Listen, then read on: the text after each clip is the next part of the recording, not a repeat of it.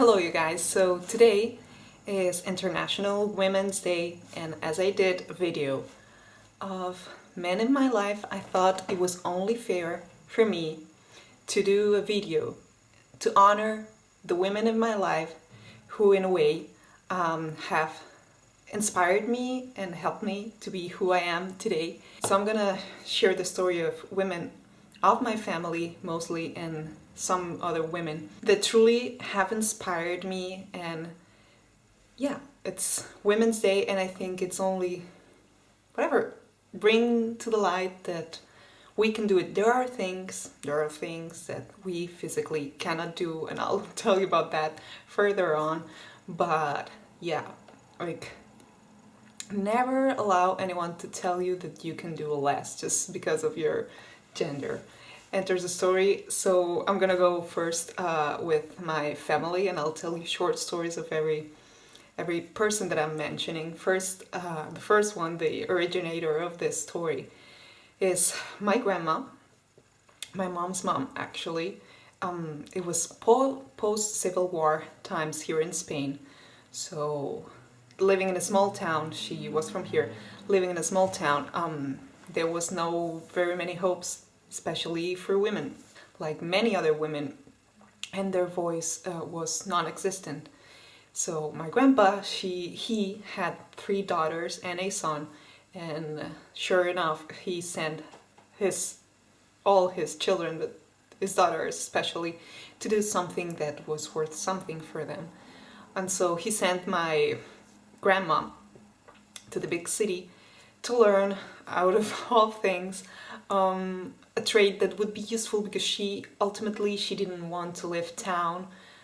She liked it here. She has started seeing my grandpa, that might have created a little bit of her not wanting to leave here. So she had to be realistic and do something that would be of use in here. So lo and behold, she moved to Barcelona, and she learned all the odds and ends, like learned how to become a butcher.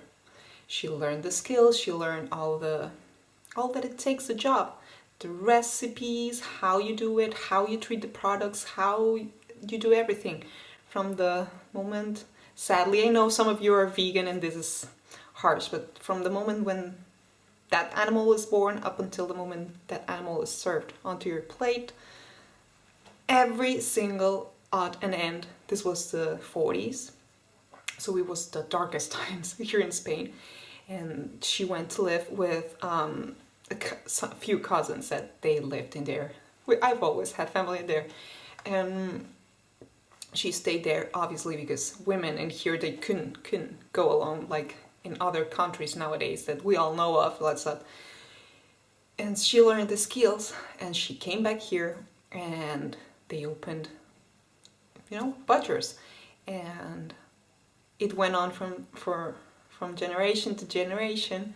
And because she knew what she was doing, and she had learned on top of that, like finances and business, she learned everything that you need to learn to have a business, not just open a door and hope for the best. She became very successful, so much so that at a point in time, shortly after she got married to my grandpa and they had my mom, she was the firstborn actually, my grandpa really actually quit his job just to help her, just to help his wife. In a world where women didn't count at all here in Spain, up until 40 years ago, women were nothing.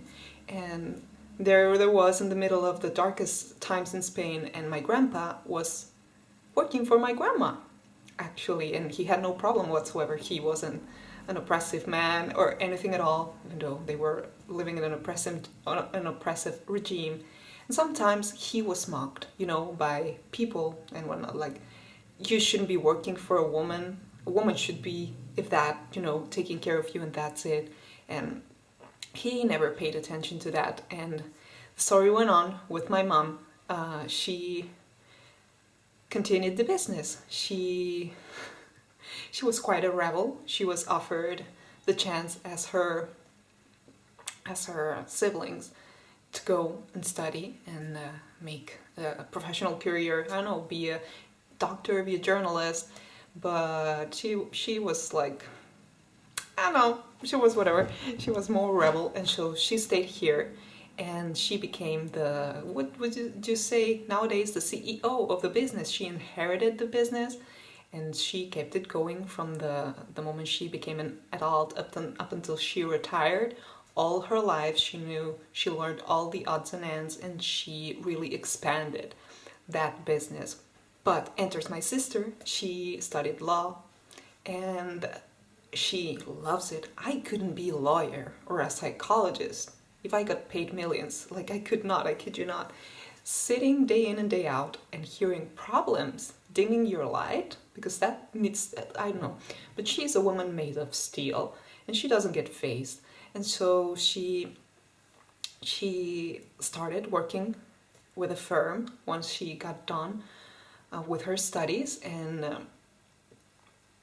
that firm, even though they were all women, they would really take advantage of, the younger ones, and yeah, put them to work, and get paid minimum wage, and the stars of the show would get, all the big chunk of the money of the work they made. Lawyers make good money. And so ultimately she decided to call it quits. She was brave, and she opened her own firm, and she's doing fine. She's doing fine. So it's another success story. My aunt, another very brave woman, my mom's sister, she started pretty much like my mom, but she's way younger, and she was being a rebel. And my mom, she saw where she committed a mistake in her youth, and so she warned her, and she wouldn't listen. She was young. And then she put her alongside with her to do hard work day in and day out. Like, it was not like, oh, it's not all about, sitting down and counting your income and just going to the bank. No, sit here and get dirty. You get your hands dirty into the stuff. And she didn't like it. She didn't appreciate it one single bit. So, long story short, she started attending night school because she dropped out, completely dropped out. It was a hippie times in here as well, the kind of the early 80s. She was being very, very hippie, and she quit high school. So while working alongside my mom, that she was like, I'm gonna hire you, but I'm gonna pay you full salary, but you have to work here even though you go to, and she went to night high school. And once she was done with that, she had some savings. My grandparents helped her, and she went and she graduated from journalism. It was middle to late 80s, and it was hard for her, but she never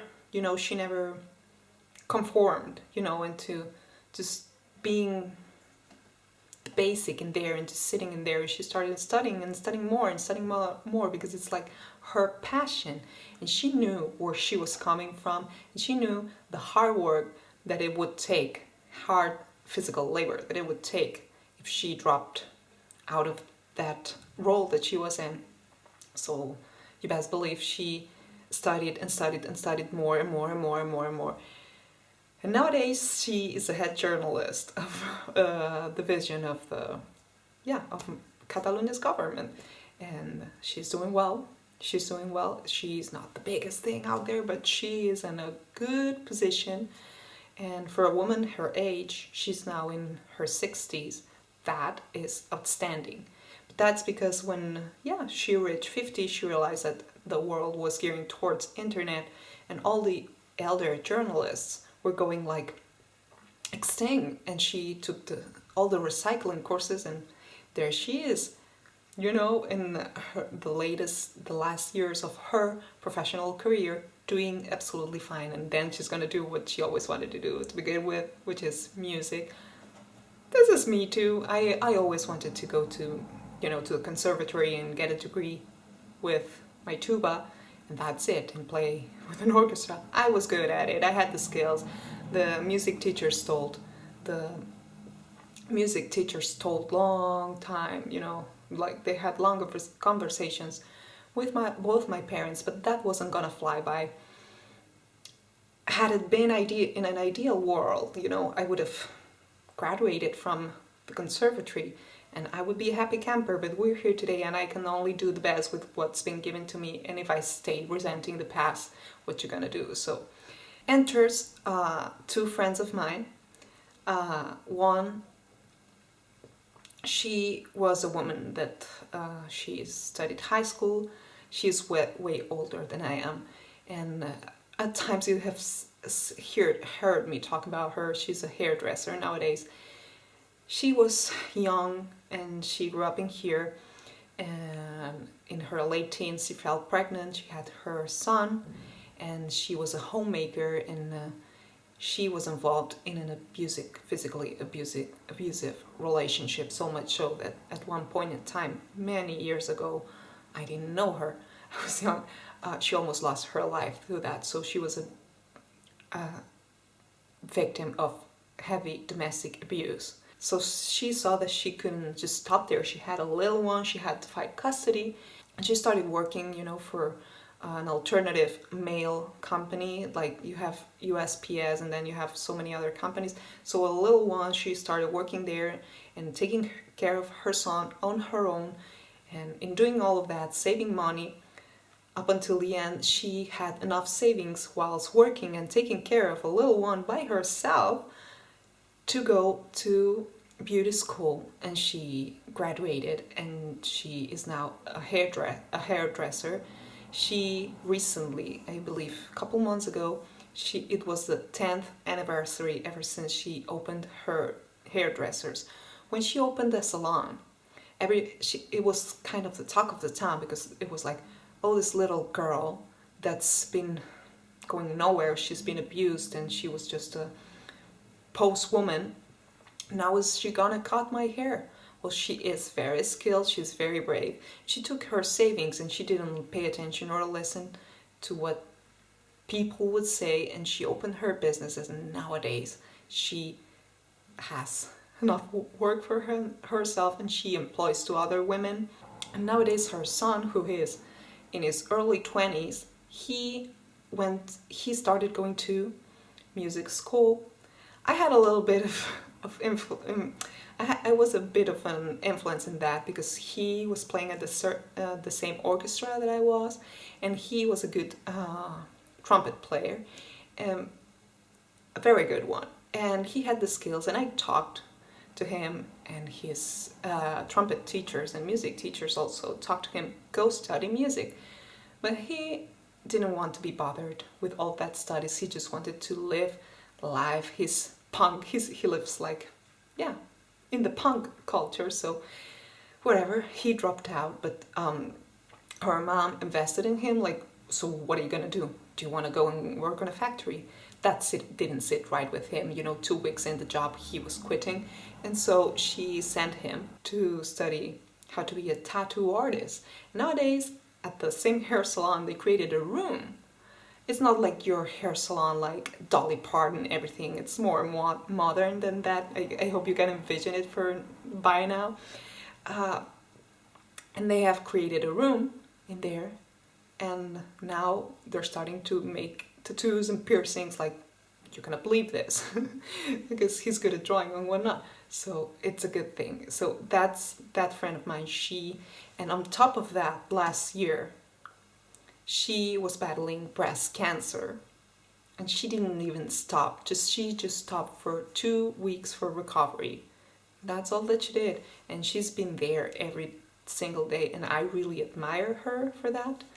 And the last one that I would dare to mention in here, and I trust that if she watches this, she's gonna be happy, is a good friend of mine. We met again in the city, and but she's from Brazil. And on our latest years in the city, I was telling to her, you know how I love animals and how I study all this animal stuff, because it's my passion. Well, back then I didn't have all the skills and knowledge that I have nowadays about dogs, but I still had this inkling towards animals. And she was studying in there, but Truth be told, studying in Spain is way more expensive than in Latin America. And so ultimately, she found a university where in Bolivia, out of all places, a good one, where the 1 year's tuition that you paid here in Spain, she was paying all her studies in there, plus the living. And so she enrolled there and she talked me into that. She went to study medicine to Bolivia. She didn't know the country, she didn't know anyone there. And she told me, why don't you come and you get your veterinarian degree? And I really wanted to do that. But I guess I'm more of a weaker person, and by that time, when I exposed to my family what I was intending to do, they really talked me out of that, because they were like, this is a very dangerous country where you're going, and there's just no place to go if you're a woman, let alone on your own. And so I never went there. I continued working in the city, and then I came back and I worked in the family's business. And I kind of regret that, because she went there. She went to Bolivia and she got her degree in medicine. Nowadays she's a doctor, and she paid her studies. It's not like anything was given to her. She paid her studies with selling sports gear, leggings and sports bras and all this kind of stuff to her classmates and women in Bolivia, in Santa Cruz de la Sierra is the city, now that I remember. She paid all her studies selling gym wear to women in there, because apparently it's a market that it's not as exploded as it is in Europe, or I don't know, in Northern America, kind of. And she really found a good niche in there, and she paid all her studies. I have spoken with her here and there, and at times she was like, I'm glad you didn't come, because you don't know how hard it has been for me. She went through a turmoil that we're not going to get in here, just because of the mere fact of staying in Bolivia and being a woman and being on her own. It was very hard, but she was harder than that, and she succeeded, and nowadays she is a doctor. But today I really wanted to pay homage to all those women, strong women, every one of them in different aspects, really, but stronger women that, even though they had to earn her way, to lead to success, because there's always going to be this, unfortunately again, I wish this didn't exist, but it does, this misogynist boss, that it's gonna pay you less just because you're a female. Or there are jobs that still nowadays men are going to be preferably hired, and I'm not talking about jobs that are meant to be done by men. Like I was telling you, my family's business, if there's not a strong man in there, you're gonna work. You don't, it's this reality. We are not that strong. We have to accept our limitations, but we don't have to accept the limitations that society, once upon a time, wanted to make women collectively believe that they had. We are not almighty, but we are way more capable than once the oppressors told, for centuries and centuries. Yeah, they really oppressed an entire half of the population, an entire gender, just because of a condition of being female. So I wanted to pay a little homage today that it's International Women's Day. And if you happen to have Netflix, a very inspiring series about that is Self-Made. It's about Madame C.J. Parker, I believe. Don't quote me, I will insert it if that's wrong. And she was an African American woman who worked all her way from being just a worker to becoming an empire of hair care in the United States. And once again, at the beginning of the 20th century, in times where women were not appreciated, let alone in the United States, with the segregation that it existed and the discrimination against the African American community. So it's something very inspiring. I think it's very fitting for today that it is International Women's Day to celebrate us all. There are plenty of women out there that I look up to, and plenty that I don't know and I also look up to, and I don't know, whatever. But there's plenty of women that they are self-made. Be it a mom, be it Oprah Winfrey, like, it doesn't matter. They are self-made, and in their own universe, they are the engine that keeps it all going. And this is something that it's really inspiring and beautiful. So yeah, that's all the story of the day. I hope you are having a great day. Happy Women's Day, and yeah, see you soon. Bye.